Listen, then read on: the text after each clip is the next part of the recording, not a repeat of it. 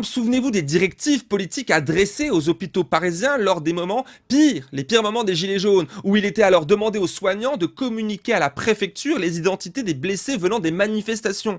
L'État demandait aux soignants de trier et même de dénoncer. Cela avait fait un énorme scandale très vite passé sous silence et nié par le gouvernement. Enfin, ça s'est passé. Emmanuel Macron est donc là hypocrite dans sa réponse. Alors, dernière question, toujours avec la même Isabelle Berrier, qui insiste, apparemment totalement adepte, je pense, à de la stigmatisation des non-vaccinés. Elle lui dit « Mais aujourd'hui, ils font le tri sur l'hôpital nord de Marseille ». Et Macron lui répond « Non, le tri, ça a un sens. Cela veut dire que quelqu'un arrive aux urgences et qu'on dit « Non, on ne le prend pas ». C'est une ligne rouge pour moi.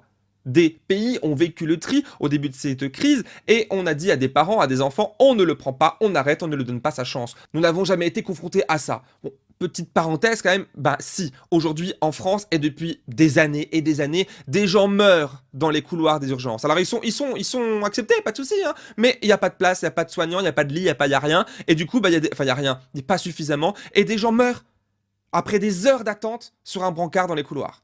Donc, du coup, bon, il y a quand même une forme de tri, et c'est pas de la faute des soignants, c'est pas la faute des malades, c'est de la faute du gouvernement.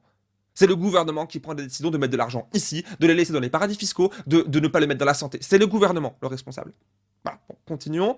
Nous n'avons jamais été confrontés à ça. Aujourd'hui, il n'y a pas de tri. Sur le terrain, j'ai des capteurs constamment. Mais parce qu'il y a des gens qui refusent toujours de se faire vacciner, ils arrivent aux urgences et ils font que d'autres doivent être transférés. Résumer la situation de débordement de certains services de la faute à la seule faute des personnes non vaccinées est une grave faute. C'est un mensonge.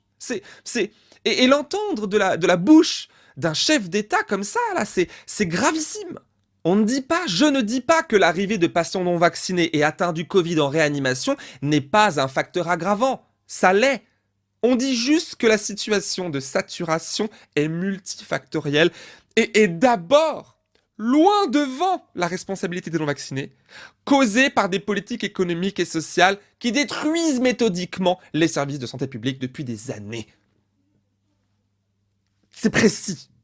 Précis comme les 5700 lits qui ont été supprimés de nos hôpitaux publics rien qu'en 2021 en pleine pandémie. Un record, mais des milliers avaient été supprimés l'année d'avant, celle d'avant, celle d'avant. Passons sur la petite phrase où il dit avoir des capteurs constamment sur le terrain pour se forger, là que j'ai l'impression, c'est ce que moi j'analyse comme ça, se forger une image de l'homme providentiel sur tous les fronts qui gère et qui excelle dans sa gestion.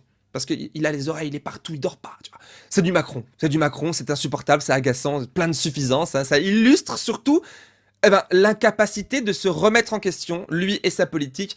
Il est convaincu d'être la perfection incarnée.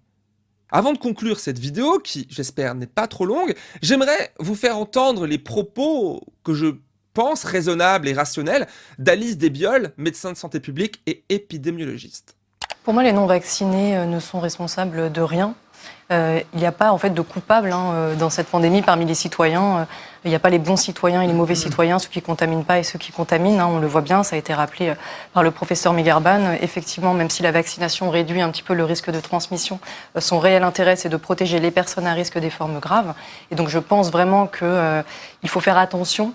Même à ce vocable en fait de est-ce qu'il y a des responsables ou quoi, personne n'est responsable. Le problème c'est qu'on parle d'eux en les pointant comme un problème. Pour moi c'est ça le problème, c'est pas que des individus décident de ne pas se faire vacciner. Moi je prône pour la vaccination des personnes à risque et des soignants à leur contact, bien sûr, mais il est très important en médecine de respecter une notion qui s'appelle le consentement et qui fait partie du code de la déontologie médicale, qui fait partie du code de la santé publique, qui fait partie aussi de la loi Kouchner de 2002 sur le droit des malades et la qualité du système de santé, dont on va fêter les 20 ans cette année. Donc je trouve un petit peu ironique même que pour les 20 ans de la loi Kouchner, on en vienne comme ça à pointer du doigt et à culpabiliser des personnes qui ont décidé, et je pense que c'est très important de respecter ce choix-là, de ne pas se faire vacciner. On peut le déplorer, bien sûr, notamment pour ces personnes-là, si elles sont à risque, puisque effectivement, elles ont plus de probabilités derrière de faire des formes graves.